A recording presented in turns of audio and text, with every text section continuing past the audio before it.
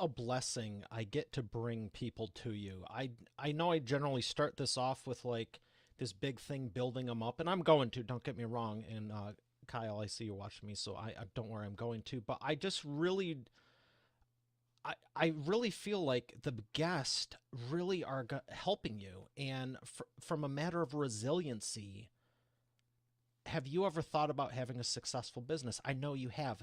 7 figures, 6 figures, 7 figures. Most people don't reach that. Kyle's done it multiple times. He's helped other companies do it after being abandoned at a yard sale at 12 weeks old. The dichotomy that I see here is just like, I've gone through stuff myself, but I'm just blown away constantly, and Kyle is no exception, about how to overcome adversity, be persistent, grow a thriving business with a great attitude nonetheless, and then have other stuff happen and then build it back up bigger and stronger. So I'm this is for you as much as it is for me right now, Expert Authority World, because I'm truly blessed and thankful you're enjoying this. I get to bring on great people like Kyle, and Kyle, sincerely, like I'm really blown away and can't wait to get into this. So I'm going to shut up now and cue the sponsor, but really congratulations. And I can't wait to hear the rest of your story right after we thank our sponsor. Every business needs a book, including yours. Visit freebusinessbookpublishingcourse.com today to learn the 7 steps to publish and promote your nonfiction lead and profit-generating business book in 8 weeks. Once again, that's freebusinessbookpublishingcourse.com. Here he is, ladies and gentlemen, Kyle Livingston. Kyle, how are you feeling today? All right, I'm feeling so good, man. I'm very, very excited to be on this with you and to share with your audience. So thank you for having me on. Yeah, it's my pleasure, sincerely, like I was saying in the intro, because most people can't get knocked down, and there's people that take this path like something bad happened while I'm just doom and gloom the rest of my life. You could have done that not only once, but twice, maybe thrice, and I have no doubt multiple times. So take us back to the beginning, and, you know, I want to... Let's do this. We'll foreshadow, like, you've built multiple 7-figure companies and you've helped other people do it. I got to say, I got to ask you about the how to run your business in 5 minutes a day. Like, for sure, tell us about that. But let's just start at the beginning, and just tell me your story, man, because I want to know, like, how the heck you even got here after everything that happened. Both of them, both of the things that I know about. Absolutely. Well, I mean, we can go back as far as the beginning, like you alluded to in the intro.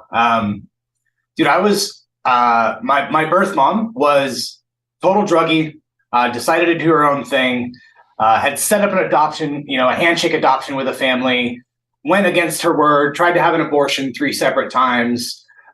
During labor that she went into 6 weeks early, she decided, she's like, dude, I don't want to go through the adoption. I'm going to keep him. And I was in an incubator for 6 weeks. She took me home for 6 weeks, but because she had her habits and wanted to party and wanted to be, not a mom, she drives over to these people's houses that were having a yard sale that were supposed to adopt me. And I was 12 weeks old. They're selling everything at the yard sale that was in the nursery. And so half of the stuff was already gone. And she walks up with me, the first time they've seen me ever. And she walks up and she goes, hey, I need to go party. Can you just watch him for a couple of hours? Night goes by, she doesn't show up. The next day goes by, doesn't show up. The next day, so 2.5 days in, she calls and she's like, hey, I decided I don't want to keep him, so you guys can if you want. And so obviously I'm thankful, but they decided to say yes and decided that they would keep me, thankfully. And, they raised me in a home that was the best that they could, but it was also in a really rough neighborhood of Southern California in a little town called Hemet. And, dude, I was actually joking with a good friend of mine about this. And he's always telling me, he's like, bro, you had every opportunity growing up to go left.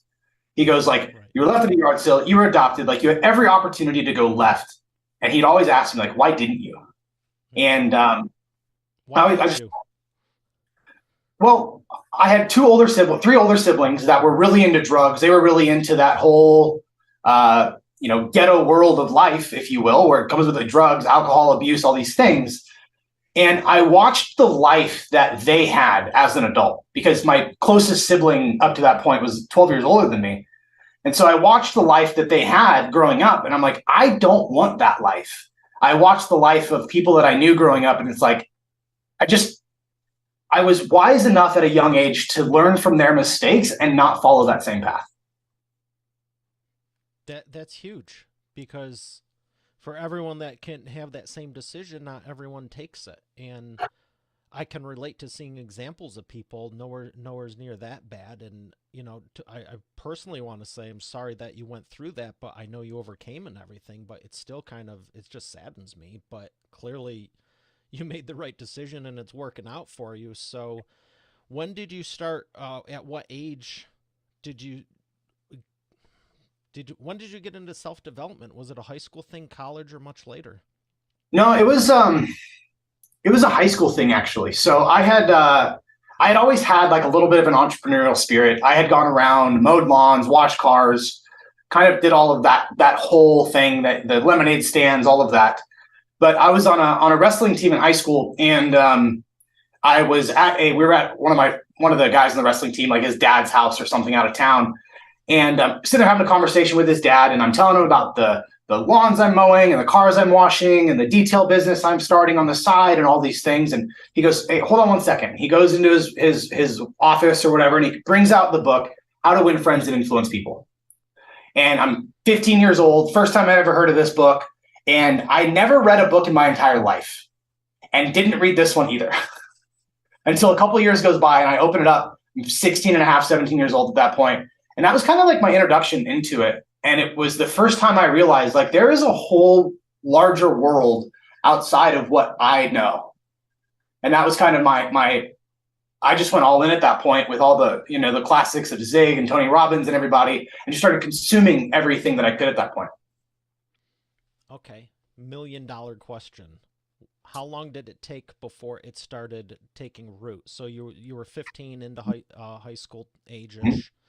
Yep. When did you start going full throttle in business? What was that gap of self-development in the meantime before you were like, all right, I think I got it. Let's go for this.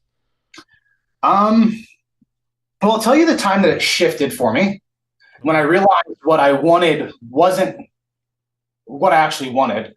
And then I can tell you the after side of that. So I was driving down the freeway in a work truck that I had from a construction company I'm working for. And it's an old beat up work truck. I got a piece of plywood for a tailgate. My steering wheel's all messed up. Like I can't even, and I'm driving down the freeway. There's a big billboard. Adventure 3/4. Oh, 100% 3/4. The only thing that's going to keep those cement bags in there, man.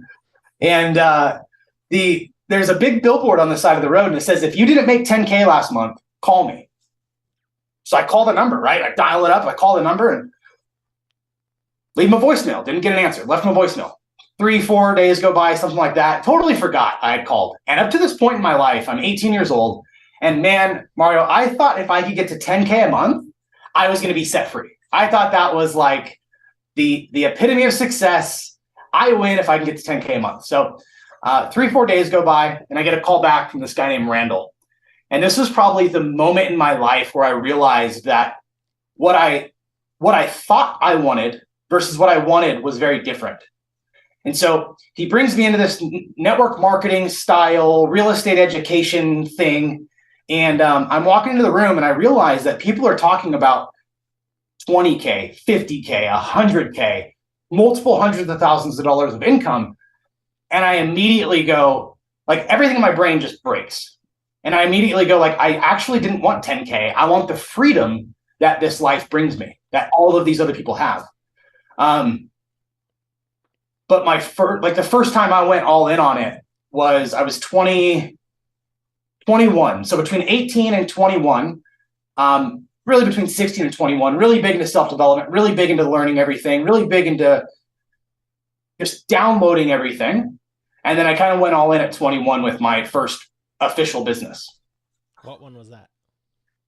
So at the time I was building cell phone towers, those big, crazy tall towers, right? So I was in the industry building towers, and I had progressed my way through the ranks of a couple of different businesses, and I was 21 years old, and I was the highest grossing project manager for the entire company.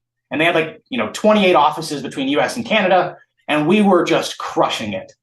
And my boss loved me, but his boss didn't like me because I was so young. And so I kept trying to get a raise, kept trying to get a raise, kept trying to get a raise. Finally get this guy. Now, keep in mind, this guy looks like Dr. Eggman from Sonic, if you've ever played the game. Okay, so I'm sitting in an office with Dr. Eggman on the other side of me, got the big old mustache and everything. And I tell him what I want to make. And I say, hey, other project managers are making this. I'm outperforming them. I just want a fair shot. I want what they have. And he looks at me, he goes, you're too young to make that kind of money. So I pull up my company credit card, my company keys, gave him my company computer, and I walked out. Nice. I'm sitting on the curb, waiting to be picked up because I no longer have a company truck, going, dang it. What did I just do? Like, shoot, did I just give away like my 6-figure a year cushy corporate job? You bet on yourself.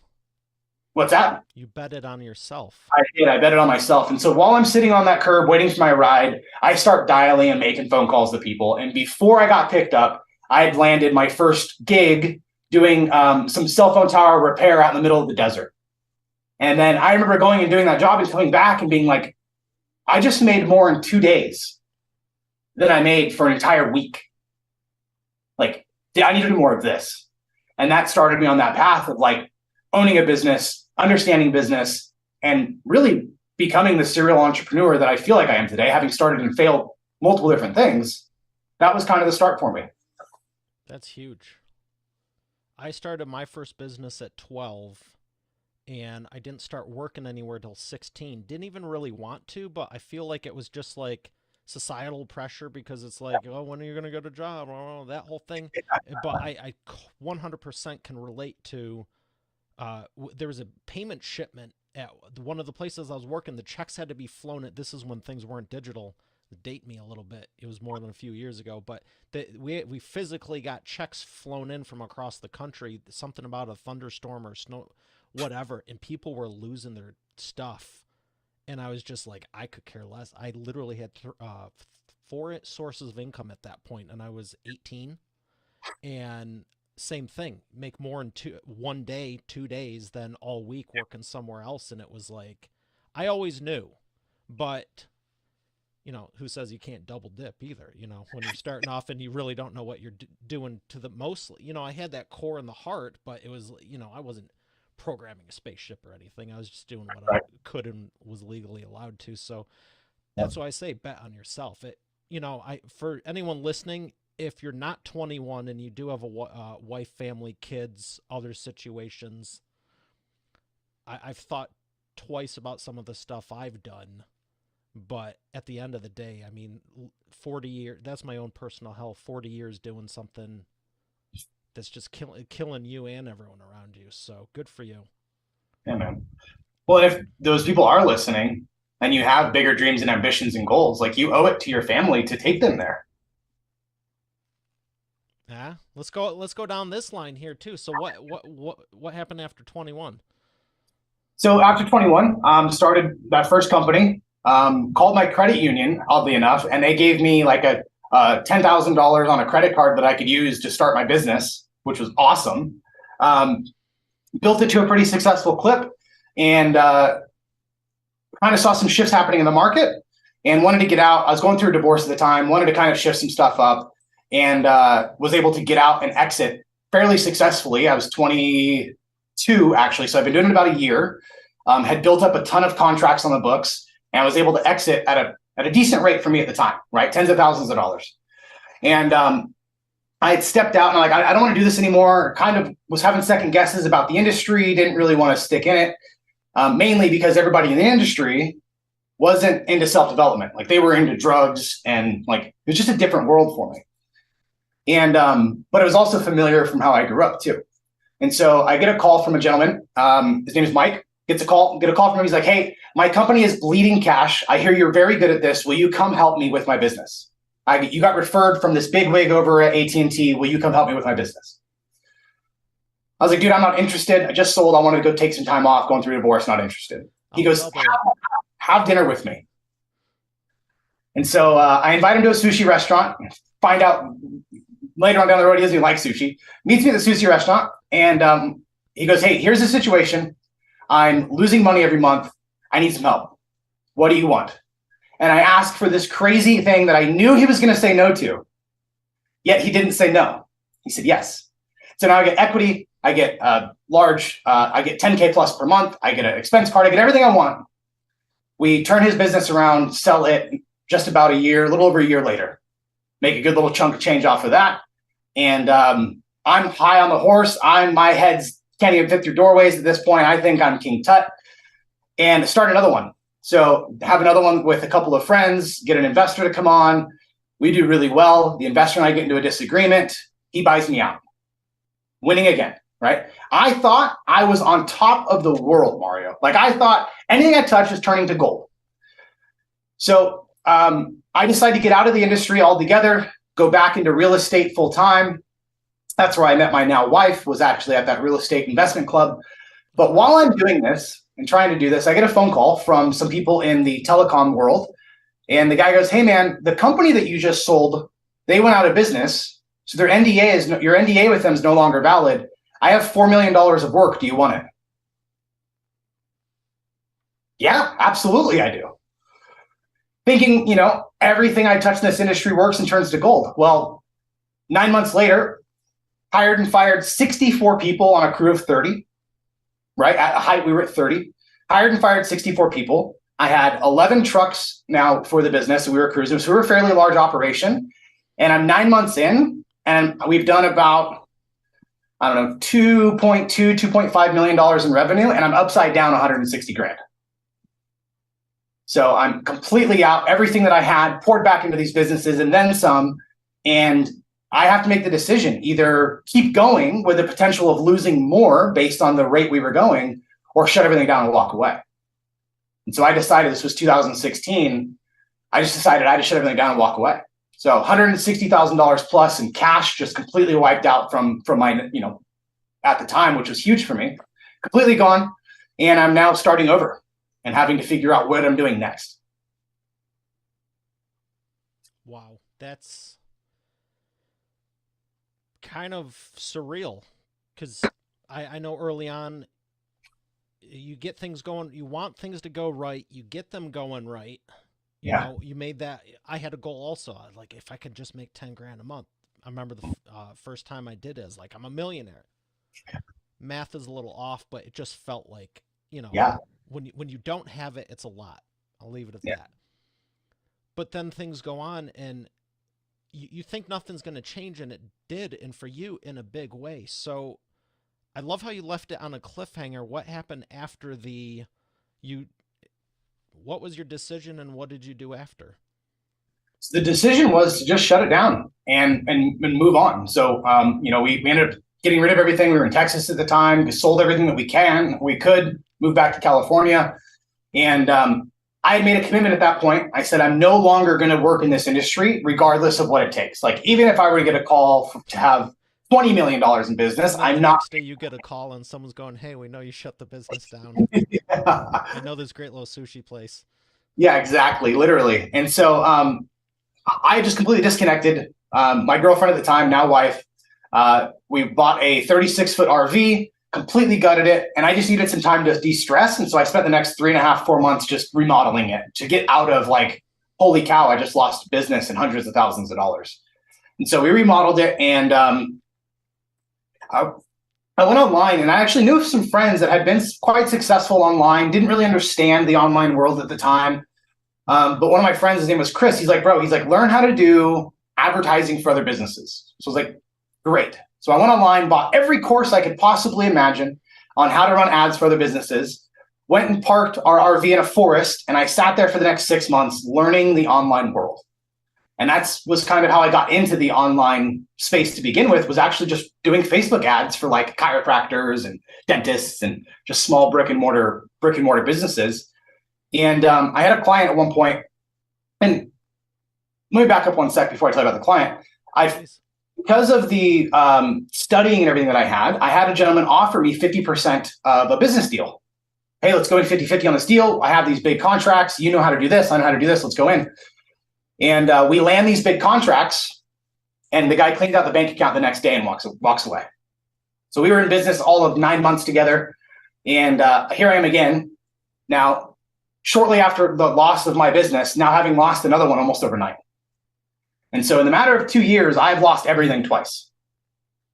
And I thought, like, dude, this has got to be rock bottom. Like, this has got to be the bottom. Like, I can't go down any further.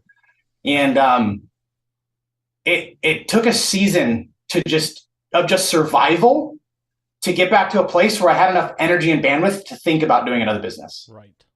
You know, I like want I to was. I want to enunciate that point because I've gone through stuff too and had to turn it around, and I think there's a lot of people who think, okay, that didn't work out. Now I got to jump into something else, whether it's relationship, personal, business, whatever.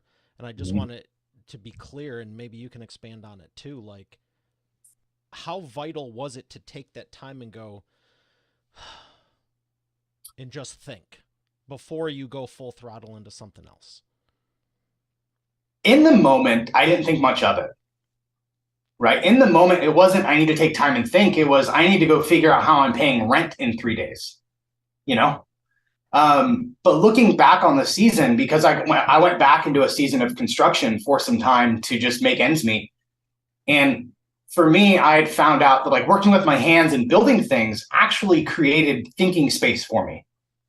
And so while I was doing the jobs and, building the cabinets and doing the kitchens and the bathrooms and all this, it gave me that time to figure some things out. And looking back on it, I think the thinking time, and this is what I tell clients all the time, the thinking time is more valuable than the doing time. And you will get more done and more accomplished in the thinking than you will ever in the doing. And so if you feel like you're spinning wheels and you're sitting on ice and you can't get traction, you might just need to spend more time critically thinking about how you're doing what you're doing and less time doing what you're doing. I love that you're sharing that. My first business was lawns when I was Yeah. 12, and I loved listening to cassette. There were cassettes back then, but listening to, maybe not at 12, but as I got older and the self-development stuff, but just thinking through stuff. Some of the first stuff I thought about was designing a lawnmower that was more efficient. I even thought if you could put lasers on the side of it while you're cutting the side of the house, you wouldn't need a weed whack after, and it would save you, 6 minutes. So I love that you're sharing the thinking time Yeah. because I think it's a lost art. I don't want to say there's less people doing it. I think there's less people talking about it regularly. Agreed. Well, and to be quite fair, like I work with multiple seven-figure CEOs, and the amount of time they spend thinking in their business is like 1% compared to the time they spend doing in their business. And more often than not, that's part of the reason they're still stuck. Expand on that, please. Especially, you said a few key things. Seven-figure CEOs, 1% of the time. What if they just doubled it? And to be honest, if business owners spent 10% of their time critically thinking about big problems, 10% of their time just creating space within the business to give them the like relaxation even to spend time thinking, and the other 80% of their time working in the business, they would probably have a business that's 2 or 3, sometimes even 4 times bigger than where it's at now. A lot, like I'll give you a practical example. I had a client in 2022 that when we first started working together, it was chaos, dude. It was like the world was on fire every moment of every day, all the time. And it took us about 4 or 5 months to just calm the nerves of everybody on the team, create that space for the owner to actually spend time thinking, figure out where we're going and what's going on, and just kind of recenter everything. And we went from where we were at the first 6 months, and we did 4 times the revenue on the second half of the year than we did the first half of the year at a significantly higher margin. And I attribute all of it to just spending time thinking about what's working and what's not. Now, when you say what's working or not, could that be software, people, team, just anything literally? Yeah, anything literally. Like what are the areas in the business that's bringing in the most revenue?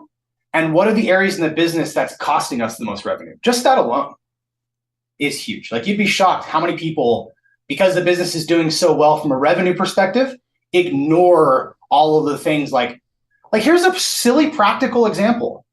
The amount of subscriptions that these CEOs are paying for that they're not using is insane. It's insane.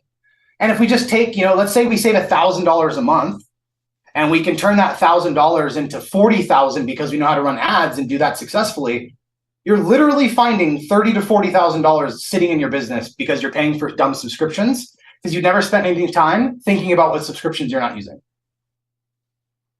Under leverage. Under leverage all day long. like severely. Yeah, that's Mhm. huge. Why do you think so many people sign up for stuff like that? Is the marketing so good, or do you really think there's an intent of this may help us in the future sometime if? I think a character trait of most successful business owners is shiny object syndrome. And I think they spend a lot of time chasing the new shiny penny because they think that's the magic pill to solve the problem in their business. They start playing with it and realize that it's not, and realize that they just got had by the marketing tactics, because there are some incredible marketers in the world. They just got had by some crazy good marketing tactics, and they forget about it because they're too busy putting out fires and being reactive. I do think they get got by marketing more often than it actually being the right solution to the problem. Okay. Yeah, I mean, I think there's two sides of that because it's something I've thought about. I've always been very heart centric, and if when we're doing a book for you, we're gonna do the absolute best, do stuff that we might not even mention or think about. But at the same time, it's like I really do have a goal of helping 10,000 business owners, and it's like you can't do. I don't think they're interchangeable. Like I think you can do great marketing with great heart, but Mm-hmm. I've also seen at times where it's like, oh, this is so cool and I'm ready. And I go, wait a second. There's 3 more days left of this. Let me think about it tomorrow. First thing. And I'm like, I don't need this. I don't need this. Yeah, all the time. Well, people, especially in the online world, over the last going super macro, right? Pre 2008, everybody sold the American dream. It was the American dream, American dream, American dream. 2008 happened. Everybody's like, you're a liar. I no longer want the American dream. That's no longer the promise that you can sell me on. And then everything moved into pain based marketing, right? I'm going to market to you to get away from pain. And that's honestly gone on until mid COVID. And now people are starting to buy based on trust and do I actually like the person and do we resonate with the person? And like, they might be able to help me, but if I hate working with them, that matters more than getting the help. And so I think the market's kind of shifting a little bit in that sense too, where it's like people will pay more and move faster to run away from pain. But yet I think people are also moving into a place where they want to actually enjoy the people that they're working with and be aligned with them. Because everything is kind of moving back into that heart-centered position where, like I have to really enjoy your company if we're going to spend the next 6 months working together as client and customer type of relationship. And I think that's becoming more prominent in today's marketing than anything else has before. I think you hit the nail on the head. I came up with a quote a while ago, and I'm so blessed now because we literally get about 300 applicants for every 30 spots. So, And there's sometimes I'm like, they have a really great story. They're really good. Like, but there's something missing. And some of them, it's like, they're just not at the, like, maybe they don't have a book or a course, or they just scaled it up enough to help a bigger audience. And I don't want to feel like I'm sending my listeners off a cliff. Like, hey, you just fell in love with this person for an hour. There's nothing else you can do. Thanks. Like, I don't like that. But the other yeah. thing is there's people that are like rock stars. Like they might have 8, 9 figure business. They've, built a spaceship. They have they built a satellite, landed on the moon and all this. I'm like, there's just something about them. You watch a video and the quote is, it's not that you're not qualified. It's just that I don't like you. That's accurate. I mean, and that's where things are moving to. Do you think it's because, people are getting back to like caring about others, or do you think it's that they're paying more attention to their finances? And it's like, I feel like 20, 30 years ago it's like, oh, this company's like dumping oil in the water or whatever, which is horrible, but people were like, oh, they still make a nice product, they're still the Right. best. Right. Where do you think that shift changed? Because I think there's more money now than ever before. Agreed. Do you think people are just becoming more heart centric?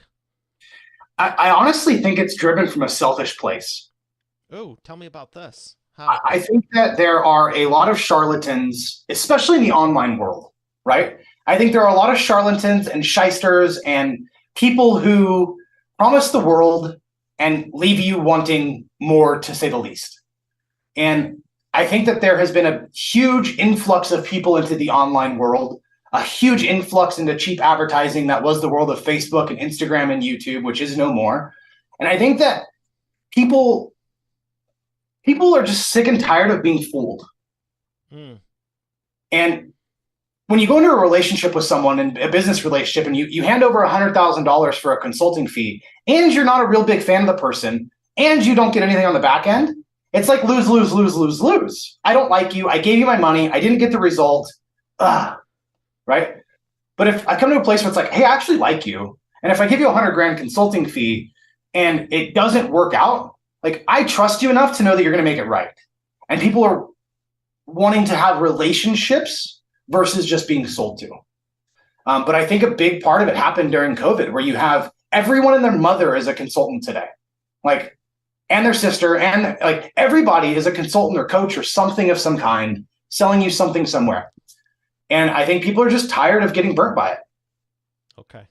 I would agree. I mean, it's never the right thing to do, and it was never more acceptable 14 years ago, but Right. I agree. It's remind me of a clip from that Family Guy creator Seth MacFarlane, Yeah. the Western movie, when he's like, "What is it, Mr. Bitter's miracle juice or whatever?" And he's like, "Cocaine, menthol, cyanide, in red flannel." He's like, "Red flannel?" He's like, "What's that?" "Science." Yeah. Yeah. And people are bottling that stuff up and Yeah, selling world renowned. He's like, "By who?" He's like, "People." it. Literally, people. Yeah, I agree. And I think it's just people are just getting tired of the not getting results. And that's why, like, our business, we sell results. We don't sell time. We don't sell energy. We don't sell, like, we sell results. And if we don't get them, you don't pay for them. Give us an example of the results from one of your clients' success story, and let's break down how you do it for people. Yeah. So I would say probably one of the most ones that I'm proud of over just this last 12 months. We took a client, they were about between 80 and 130 a month on average, which typically that's on the lower end of people I work with just from a revenue standpoint. And they were just struggling to turn a profit. And so we took them from about 80 to 130 a month. We got them to 400 a month consistently, and went from no profit to 70% plus profit margins just in the course of a year. And it was for the owners. I mean, it was radically life-changing for them. We were able to bonus and give higher salaries to everybody on the team. And so, we've created a machine that will then over the next few years become, a very healthy 8-figure a year business. It's not bad. I mean, Not bad at all. I've seen people have a goal of going, man, I wish I could get to $100,000 a month. And at that point, the math does add up. Anything over 83K a month is $1 million a year. Yeah. But I've also seen people get bummed out. They're like, "Oh, why are you so sad? Oh, we only did 76,000 this month." Yeah. Yeah. So that's cool. You're, joking aside, it's, every business wants an increase, and best I can tell, 80 to 400, that's what, 500, 600% increase? Yep. Or you said 80 to 130 and then 400. Either way, it's great growth. So great growth. Kudos on that. I want to ask you about the profit maximization. Is that one of the first things you look at? And you've mentioned it a few times. I don't want to glaze over it because it's important. But if they're at 80 a month, do you maximize and go, hey, we can get you maybe, even if it only was 90 or 100, and I know that's not what the limits, but you can actually make more at 82 grand than you did at 80, even though it's relative. So do you start with the profit maximization, or do you focus on, let's just scale this up, and in the meantime, we'll be doing it? It's going to really depend on the business. More often than not, though, we're focusing on the acute problems that the business owner has, because the reason they're not profitable, like if I think second, third, fourth order consequence, right? The fourth order consequences are not profitable. First order consequences, the business owner's reactive 12 hours a day and trying to get the business owner tasks done from 5 a.m. to 8 a.m. before everybody bombards them with questions and just overwhelms their inbox all day long. And so more often than not, there's an acute problem that the business owner has and wants to separate themselves from as fast as possible. We just brought on a client this month, and the business owner's acute problem was that he was still running, leading, and managing the sales team. When in reality, he's trying to be a CEO. They do multiple millions of dollars a year, and he's still doing a position that really he shouldn't be doing. And so the first thing there was building the systems around a sales team and bringing someone in to take over and run the sales team so the owner can get out of that and focus on bigger levers to pull on. So it's different for everybody, but the main goal is how do we get you out of your acute problem you're having right now? Okay. For anyone listening that goes, you know what? I've been burned by ads. I don't want to do ads, yada, yada, yada. How would we get them past that mindset? So I also have been burned by ads. I lost $35,000 over this last summer in ads and got zero results from it. So I've also been burned by ads. Um, Zoom out. The world is so full of different acquisition channels. And your goal with that, with ads, is acquisitions. How can I get more clients to come into my doors of my business? And if you look at, like one of the big things that I've re-engaged this year is print newsletters and print advertisings, sending them to people's houses. And so when you zoom out and you figure there's so many different ways to actually do marketing and acquisitions, like Facebook ads and YouTube ads aren't the only way. And there are one or two of 50 different channels that you can actually advertise in front of people. Let me ask you a question, Mario. Do you know how Houdini became famous? No. Okay. Marketing, telling people, Kind of. wowing them that they were telling others were telling others. Well, he wasn't that good of a magician, so word of mouth wasn't going to be it for him. I'm going to be honest. He was not that good of a musician. But back in his day, if you go to the movie theater, they used to play advertisements, or I'm sorry, they used to play newsreels where there are now advertisements. And so before the movie, you'd sit down and you'd see a local newsreel playing, and the theater would have to contract with the local news station to cast in the local news. And the theater would have to pay to have the ability to do that. Well, Houdini went to all of his local theaters and gave them a newsreel to play before every single movie. He said, and I'll give it to you for free, so I'll save you thousands of dollars a month. Well, the newsreel was him hanging upside down in a straitjacket, which at the time everybody was doing, but he was hanging upside down by a crane, and it looked like a newsreel. Crazy man hanging upside down, trying to escape, whatever the headline was. And so he went into places where he was unexpected, such as the movie theater, and that was the reason he became famous, was because he went in places he was unexpected. I'll give you another example. We do a very big conference every year for one of the biggest tools that we use online. And every year there's 5,000 to 7,000 entrepreneurs all in the same exact space in Florida. Well, we were there last year, and on the bottom of their cups, they had these little like magnets that said advertise here, and nobody was advertising there. No one, right? And so we went immediately, and I secured the spot for this year, to have my face on the bottom of every single cup in the hotel for 10 days. Like the likelihood of somebody not knowing me by the end of their time there is like this big, right? It's just, there's so many different acquisition channels. You just got to find and be a little bit more creative and just not follow what everybody else is doing. That is phenomenal. I love the idea you said sending mailers, and it's one reason I tell people do a book. Yeah. You can physically send it. It's a high value thing, and you can get past gatekeepers. It's way more valuable than email now, but I did not know that about Houdini in the movie theaters. Yeah. I actually thought he was a good magician. Who's the other one? David Copperfield is a more modern time, or David Blaine, but everyone makes that example, like, who are you, Houdini? Like, he has been so, and that's the beauty of the repetition in advertising. Like, I really had no clue, and I study advertising and marketing, like, all the time. I always have. That's why it's my company. But Exactly. Wow. So he made his own newsreels. Yeah, made his own fake newsreel, gave it to the theater. So for the theater, it was a win-win. They don't have to pay, and they get news, right? And at the time, the theater didn't care if it was news or not, but it looked like news. That's what people wanted. Yeah. And he made a win-win and got in front of tens of thousands of people he would have never been able to get in front of before. So that's impressive, because when you were saying, I think about it now, I don't even know how much it would be to advertise at the movies, if anyone even goes to the movies, which they should, because it's awesome. But you know what I mean? Things have changed, but at the same time, it's like now you have to pay for ads, and right when you go, the movie theaters had to pay them. I'm like, well, how do I buy one of those news companies from 80 years ago, because the movie theaters are paying you for promotion? Yeah. So crazy, huh? As far as the magnets go, I got to ask you more about this. So now that you've acquired it, and good job. Thank you. Are you looking at it with KPIs going, okay, there's 10 days there. How many people would you say? Couple thousand? 5 to 7 thousand. Okay, so 5 to 7,000 over 10 days. So essentially 50 to 75,000 is impressions. And I know people are going to see it once, but let's keep the numbers simple. Are you looking at any KPIs for, well, it's costing us, it's an investment of this much per cup, Yep. basically return on, what would it be? Cup placement instead of Return ad on ad spend? spend.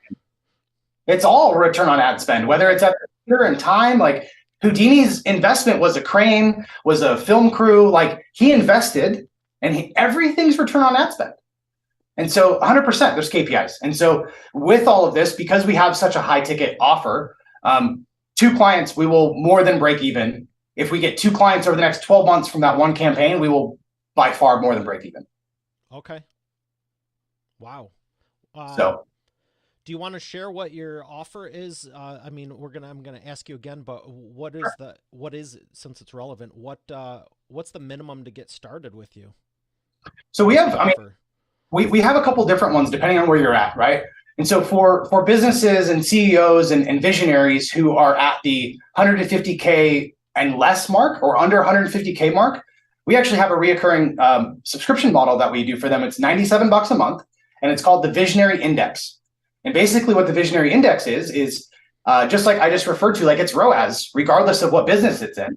Uh, there's only so many different problems that you can actually have in business, especially at the under 150K a month mark. Like there's not that many things that plague your business. Like you're not having to lay off an entire call center at less than 150K a month. Like there's only so many things that can be an issue.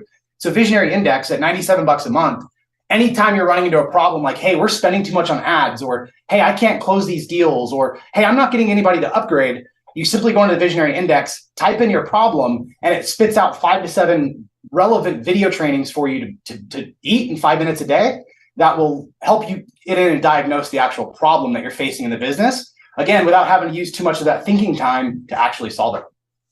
Wow, impressive. So that's for 150K or less than 150K. For 150K plus, we have a fractional COO service is basically what we do. And so we go into these companies, and myself and my team, we go in and take over as second in command. And we basically run the entire company. So the goal is to get the visionary out of the day-to-day as fast as possible. The fastest way to understand what's going on in the day-to-day is to put our team in there. And so we understand what's going on in the day-to-day. And you ever seen those Atlas statues, like the dude that's holding the globe? Absolutely. And so in my mind, I imagine a visionary feels like that. And so typically my goal is to build the infrastructure and the support system for them to roll the globe onto and get it off their back. And so that's kind of like the analogy that I use there is like, how can I build an infrastructure system to get that off of you? I love that you're using and what does that run? Well, infrastructure is just a piece of it. And so that we from infrastructure, we then once we have it, we actually get data. And I'll wrap this up real quick. We get data because in my opinion, you can't troubleshoot a business with emotion or conjecture. You have to have the numbers. You need And to know most the facts. yeah, you got to know the facts. And then once you know the facts, just because you know the facts doesn't mean you know how to actually diagnose the problem. And so we get the data, and then I teach the owners how to actually diagnose certain problems within the walls of the business based on the data. And for our service for the year, it's 100K for the year. But we put skin in the game, and we say, hey, listen, if we don't hit certain KPIs, you don't pay us. That's awesome. I Yeah. heard you say that real nonchalant earlier about we get you results or you don't pay. A lot of Mm-hmm. people don't claim that. Mm-hmm. Yeah. I mean, we put skin in the game. Like just for me to bring my team in and take over your business, that's a big overhead for me. Right. And so if we go in and can't get you the results, I don't want your money. Because the last thing I want is my reputation getting dragged through the mud. Last thing I want is a bunch of chargebacks and my merchants shutting down my accounts. Like, I don't want to play that game. So it's like we determine certain KPIs. We have a base rate just to cover expenses for the month, it's a very small base rate. And then we say, hey, listen, once we get you to these KPIs, this is what you're going to owe us. And 9 times out of 10, the business owners don't believe they can actually get there. And like, yeah, no problem. We'll do that all day long. And then once they get there, they're like, this is the best investment I've ever made. Have you ever done any equity sharing deals with people where you say, instead of saying we'll give you straight cash, we'll do the cash and equity like you talked about, you structured earlier on?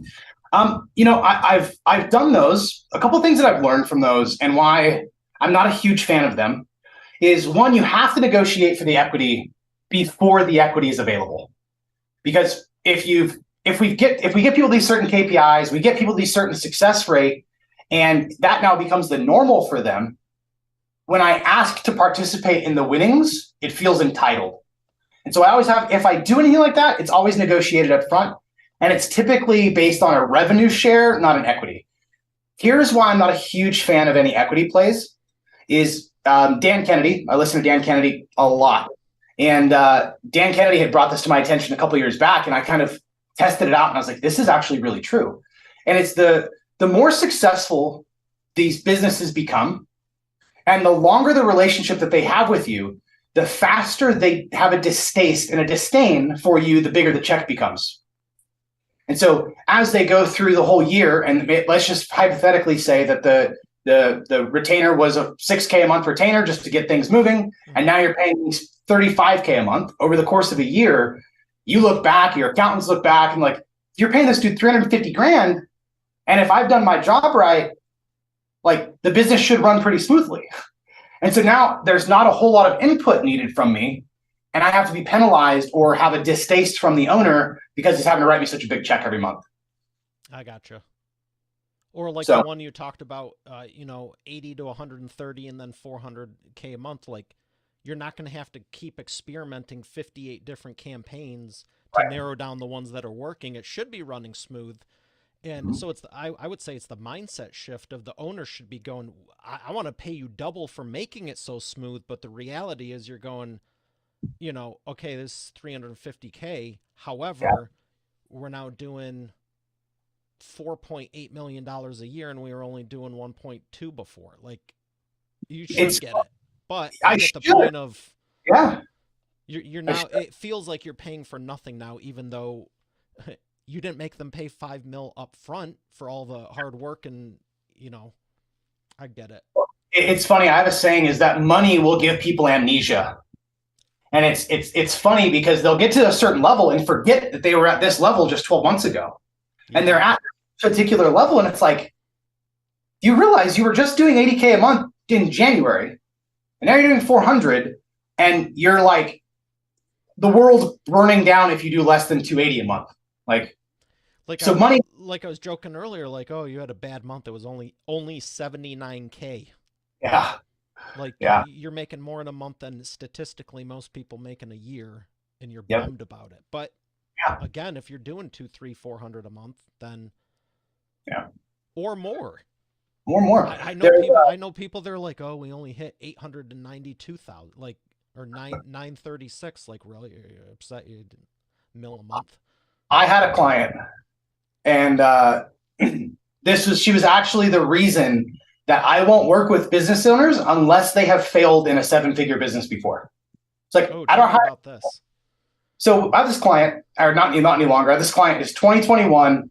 We start working with her in January, and actually, no, it was a few months in, probably March or April. And she was at 800K a year. We take her from 800K a year, and we get her to, for the rest of the year, we get her to 1.8 million. And I fly out to Texas with her, and I'm sitting down reviewing everything with her, and she's literally yelling and cussing in the middle of the lobby because she did not hit $2 million for the year. Like, losing her mind, dude. I'm like, what was she at before? 800. So 20, double, more than double. Yeah, way more than double. And her margin just blew up. And she's angry, like physically, emotionally distraught. Okay, tell me you recorded it. I wish I would have recorded it, man. It would make the best ad ever. I didn't expect it to happen. Like, I'm there. We're talking about good stuff. We're talking about the next year. She literally, the day before this, went and bought a brand new Range Rover SVR cash, middle of COVID, for like 240 grand cash. Brand new. Drove it off the lot 24 hours before our conversation, and she's angry. And I realized that she's never lost a business. She's never failed in business. She got tremendously fortunate, worked her ass off, but has never failed. And so the moments that are incredible highs, she has no idea what the other side feels like. And I give this analogy: is I'm watching people sitting on the tracks of failure with the locomotive just going straight at them, and they have no idea it's coming. It's like I can see it clear as day because I've been there. I've watched it happen. I've had it. You want them to be appreciative. Not yeah, and I just want them to have perspective. Yeah. You did 2 million at a massive profit, and you're in the 0.001% of the world, and you're angry about it because you didn't make another 60 grand this year. Well, Kyle, she could only get one Range Rover. Don't you know that? She wanted two, and it's all your fault. It's Literally. abundantly clear. I mean, doesn't everyone see that right now? Wow. And so she actually offered to pay me in full for my services for the next year so she could use it as a tax write-off. And I told her no. And for me, it was one of the hardest decisions I had to make as a business owner because it was a big retainer for me, especially at that time. And I ended up telling her no, and it pissed her off so bad that she went and returned the car. She tried to do chargebacks on all the money she had paid me for the last, like, it was horrible because she lacked the perspective of what it feels like to lose. Wow. That's horrible. Yeah, it was pretty brutal, man. I mean, it would make, like, it sounds like a movie story for some off-the-wall thing. Like, I'm glad you're sharing it. Sorry you went through it, but at the same time, like, how arrogant do you have to be to go, you turn me down, now I'm going to renege on everything like, that is just a whole different level of, all right, I just got to ask, where's this company at now? I kind of hope like she's back at 800K because she sounds like a person that doesn't need a platform. I don't disagree with you. Here's the horrible thing about social media is you can fake everything until they become a client. Yeah. And if you're really good at faking it, you can do millions and millions and millions of dollars. It just won't last forever. Okay. So yeah, I don't know where she's at. I don't know. What's that? So I don't know where she's at from a revenue standpoint, but you know, I can tell you she's probably not happy with wherever she is at unless she's gone through a dramatic transformation, you know, and realized that, like, holy cow, we actually have a pretty incredible machine here. I don't know what would be funnier is if they actually went back to 800, like 799, or they grew to 9.96. Yeah, right. Just right there at the edge, just to piss her off even a little more. Global multimillionaire in jail because she drove her Range Rover through a store for over 40 grand. Wouldn't surprise me, man. Wouldn't surprise me. Wow. Okay. Okay, so I got one more question before I ask you the other thing I need to. But for everyone listening, this has been great. Obviously, if someone doesn't want to, I know there's a percentage that always want to try it on their own. So I want to ask this with the intent, okay, listener, if you're going to try this on your own, I want you to go, here's where I should start. And for Kyle, for you, for people that are going to come to you because they're smart and they're going to make the right decision, I said it, not you.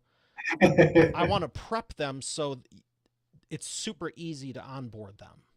What are a couple things that you should always be doing even before you get started, whether you want to do it on your own or get started with you? What are a couple of things that you should say, okay, here's what we're going to need in place no matter what. I don't even need to know your business, but here's where we're going to start. I want to save you some time. Basic tracking metrics. Like, if you can just track your business and have the high level numbers of, like, what does it cost you right now to acquire a customer? What does it cost you right now to nurture that customer over 6 months? What does it cost you to fulfill on your programs? What's your cost of goods sold? Having just high level metrics really helps me be able to see everything from a 30,000 foot view. And then we can make adjustments pretty quickly. More often than not, I spend the first 90 days in a business just building enough infrastructure to get the actual data from the business. I love that. I love that you're talking about that because so many people, I'll use the proverbial example of, oh, Google or Facebook sent me $100 ad credit. I tried ads, it didn't work. Well, I mean, it's not going to if you don't have it set up. So that's great. You're sharing about the KPIs. Why don't you touch on? We've been saying it, but for anyone who doesn't know, KPI stands for Key performance indicator. So they're if we're talking about weight loss, because I think a lot of people can relate to weight loss, right? The KPI isn't getting on the scale and seeing the number. The KPI is the amount of vegetables you ate and the amount of protein you've had, and it's the things that you track in order to get a result. Where in a business, the bank account and the profit is the result, but the key performance indicators or the leading indicators to that are going to be tracking metrics, how much you're spending, profit, loss, etc. excellent.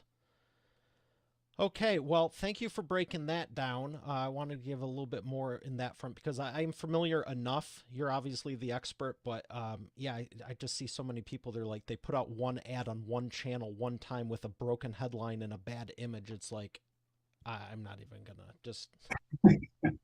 Um, I got this here. It's the wheel of whatever. Yellow or black? Black. Okay, black. Where do you see ads going over the next decade? Whether it's Facebook, YouTube, do you think there's going to be more video? Do you think one of them is going to... Do you think any of these platforms are actually going to disappear? Or go so far by the wayside that people stop using them, they're inefficient anymore? Okay, here's why I don't think Facebook will disappear. Is they own your memories. How many times do you go on Facebook? 9 years ago, you did this. 6 years ago, you were doing this. So I don't think Facebook will go anywhere because they own your memories. Like, plain and simple. I think it will become more expensive to advertise on that platform. Like right now, for the first time in history, Facebook is more expensive than advertising on TV. Right? Why? Because you have, for anything that's inexpensive, right? Think of Facebook ads circa 2016. Nobody was doing them, right? I can go back as far as 11 or 12 when I started. Yeah, so like you were probably one of the very few, and you were getting like pennies on the dollar compared to other traditional advertising, right? And now it's surfaced to where Facebook ads are the cheap thing, and everybody started to move and allocate budget over there. And you have now big players like Coca-Cola advertising on Facebook, spending millions of dollars a month into the marketplace, which is all it is. And it will eventually come to a place where it's too expensive for the smaller businesses or for the people like you and me to be able to advertise on there profitably, because it's just not reasonable anymore because of other players in the market. I think there will always be new advertising platforms that come out. Like you look at like Clubhouse was big for a while, or Twitter, like all these other advertising platforms will arise. I don't think Google's going anywhere. I don't think YouTube's going anywhere. It's just going to depend on one thing, which is, can you profitably acquire a customer on those platforms? And if you can't, you need to go find other platforms and other mechanisms because they're out there. And the reason you haven't heard about them is because they're probably cheap and everybody's holding them under their wing. I'm so glad you're sharing this. Thank you, seriously, because I two things with that. When you're saying it makes it so, one, I'm shocked you're saying none of them are going to disappear, because I think some may if they keep doing what they're doing. But Sure. if they don't, there's the reality, because there's people going school of thought they're going to disappear. I don't know, but you can also make it so undesirable to use that. I never thought about the memory thing, but you're saying the big players are coming in. It's sad because these, I don't want to say pricks, but oh, oops, my show. They still send this crap to the local business owner. And this is where I have a problem with ads, because of course I want to grow and do more and help people, help 10,000 businesses with books. Seriously. But at the same time, when you get the local business owner who's just trying and grasping and really doesn't know, and then you get this free credit, and then they go on this platform, and once you get your card on there, they're just milking them. You know, you get 1 million people even at 100 a month. They're not going to get results. They need to call someone like you to structure it. If you've never ran ads before, get some training, talk to Kyle, do something. If you try it on your own, you're going to get burned, pretty much is what my point. Yeah. And it's sad because I really want to see these people succeed. So you're saying it gets to, do you advise anything other than Facebook ads right now, or I for the mean, foreseeable next few years? I'm a big proponent of like advertise where it's profitable. And this is what takes Mm-hmm. me back to my numbers perspective and my KPIs is I'm shocked at how many people go and spend all this money on Facebook and they get the client in the door for a $7,000 program and it costs them $5,000 to get this person in the door. It's like, no wonder you're losing money. You're spending most of your revenue just acquiring the client, and yet you have no idea what it actually costs you. And so that's why I'm so big about numbers. It's like, if you can just know your numbers, you can at least begin turning off the platforms that just are outside of your numbers. Like, in order for me to acquire a client on Facebook right now, I would have to spend between $3,000 and $4,000, right? For my offer, that's not that much. But if I make one mistake like I did back in the summer, quickly you get $35,000 going out the door and you don't even realize it before it's all gone. You're like, Did oh it man, have anything to do with a campaign going longer than it was supposed to? It was a combination of things. It was campaigns going longer than they should have. It was um, spending more quickly to get more data, so we had bigger feedback loops. It was a series of things. We got to a place where it's like, hey, let's just spend a little bit more so we can see if we can get to the finish line. Like, we don't want to be 3 feet from gold. Let's spend a little more. And it was just the wrong. It was just purely emotional for me, even Okay. even back in the summer. But like I said, like right now, I can send out a piece of like a letter. I can have a publishing house put together a letter that we use AI to write. Even these days, it's wild. Put together a cold sales letter that brings them online Direct mail, and baby. direct mail. You like how many people are doing direct mail profitably today? A lot of people, and it's cheap and it's inexpensive, and you can buy the lists. You know, I'm going to share a little ninja hack with you. But one of my big plays this year is I think there's going to be a lot of people, especially in the online space, who kind of just go out of business. And if we can go in and start acquiring their email lists and their Facebook groups and their channels and all of those things for pennies on the dollar, you have my audience. How can I acquire it from you for really, really inexpensively? Nice. I like that. Yeah, thank you for sharing all of this. And for any, I've not lost 35 grand on ads for that, but I remember we did this one campaign I was all excited about. We probably didn't double check stuff, and it was absolutely till infinity versus the end of the week. And then the other one was we set a dollar amount per, the amount per day. It was extra zero or extra two zeros added, whatever the heck it was. And it was just like, I wasn't even supposed to be touching it. And I just was so excited. I went in there after, I think, 24, 48 hours. I was like, what in the stop, stop, stop, stop. I'm like, we need to reevaluate this because this would. So Facebook, their whole thing is, for anyone listening, they want to maximize your budget because in their thought process, it's, we want to get you as many clients as customers as possible, clients, whatever. But I don't think I mean, I know they care, they want it to be conversion, but at the end of the day, they're like, let's just run through this budget. Literally. They're getting you either way. They have intentions to get your client, but it's a marketplace. It's just like eBay, right? If I don't sell it to you, I'm selling it to the next bidder. That placement on your news feed is getting sold to somebody. And that's the thing is there's a surplus of people for them to sell to. Yeah. So thanks for the truth and honesty, because it's one of the reasons I had a feeling about you and wanted you on the show, because some people, they say stuff and I'm like, yeah, there's no way, just watch your language, bro. But I can tell enough, and I would never put anyone on the show here that I didn't think truly would be a good fit. So we're going to thank our sponsor and come back for the imperfect action round. Every business needs a book, including yours. Visit freebusinessbookpublishingcourse.com today to learn the 7 steps to publish and promote your nonfiction lead and profit-generating business book in 8 weeks. Once again, that's freebusinessbookpublishingcourse.com.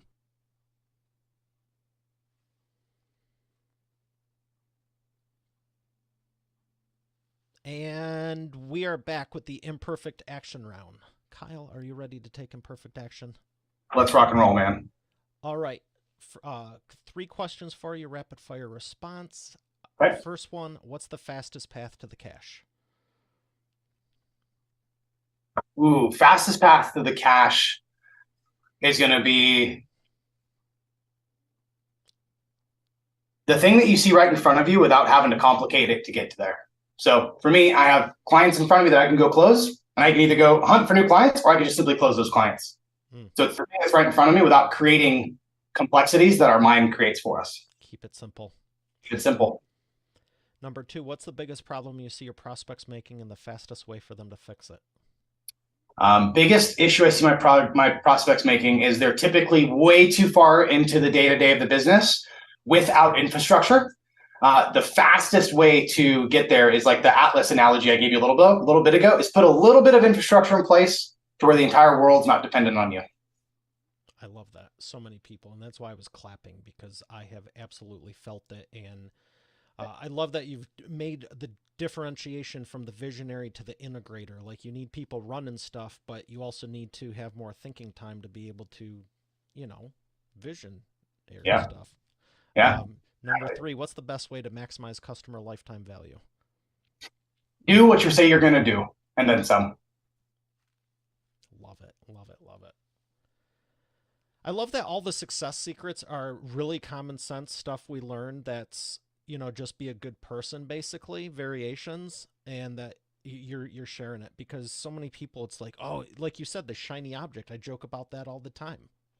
You know, you have multi-million dollar company. It's like, yeah, you really need that little thing that just came out 3 months ago. That's going to be the, like, are you kidding me? It's been Right. 17 years. Right. Um, Well, there's a quote. I'm trying to remember who said it. One of the classics. He basically says, I think it was Napoleon Hill says, there are no new fundamentals. Like there are no new things.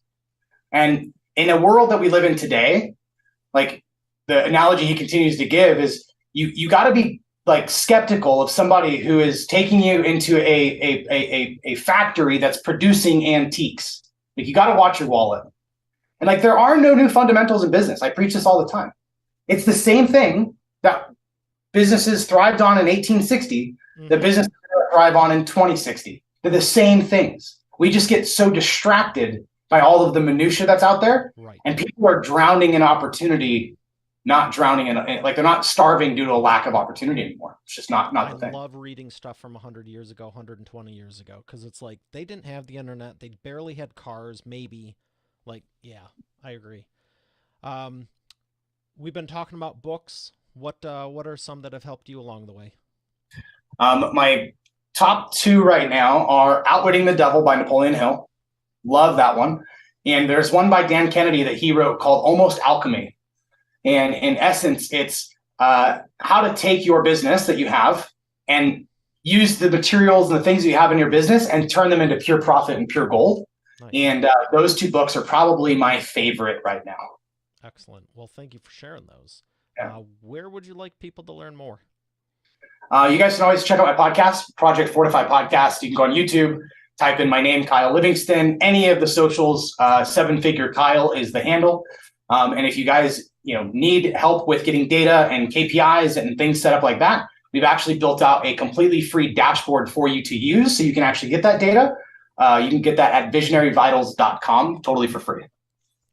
Wow, sounds awesome. Thank you for everything you've shared. I've thoroughly enjoyed this, and I know Expert Authority World has also.